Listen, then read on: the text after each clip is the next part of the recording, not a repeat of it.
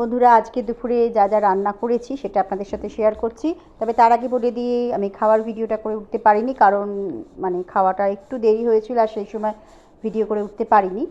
আর লোডশেডিংও ছিল, যার জন্য আর হয়ে ওঠেনি। বন্ধুরা, আজকে রান্না ছিল গরম গরম ইলিশ মাছ ভাজা, ইলিশ মাছের তেল, কাঁচা লঙ্কা তার সাথে। আর ছিল ইলিশ মাছের ঝাল, যেটা আমি সর্ষে পোস্ত কাঁচা লঙ্কা বাটা দিয়ে করেছি।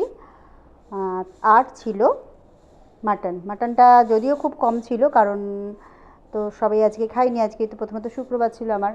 আজকে মাটনটা খুবই কম নিয়ে এসেছিলো ছেলে, বললো ওই 450 মতো। যাই হোক, মটনটা করেছি। মাটনে মশলা দিয়েছিলাম 2 চামচ জিরে, 450 মাংসের ঠিক যতটা মশলা লাগে সেই পরিমাণেই 2 চামচ জিরে, খানিকটা আদা, খানিকটা রসুন, একটা ছোটো গোটা পেঁয়াজ, একটা ছোটো টমেটো, দুটো তেজপাতা আর 7-8টা শুকনো লঙ্কা একসাথে খুব ভালো করে মিহি করে পেস্ট করে নিয়েছিলাম।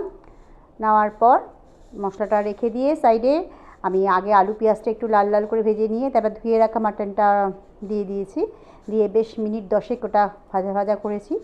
করার পর যদিও গ্যাসটাকে একদম মিডিয়াম রেখেছিলাম, খুব বেশি তো জোর করতে পারবো না, তাহলে মাটনটা পুড়ে যাবে। তারপর মশলা দিয়ে সেটাও প্রায় 10 মিনিট কষে নিয়েছি। গ্যাসটাকে সেই একই রেখেছিলাম মিডিয়াম, খুব বেশি জোর করিনি যাতে মশলাটা না পুড়ে যায়।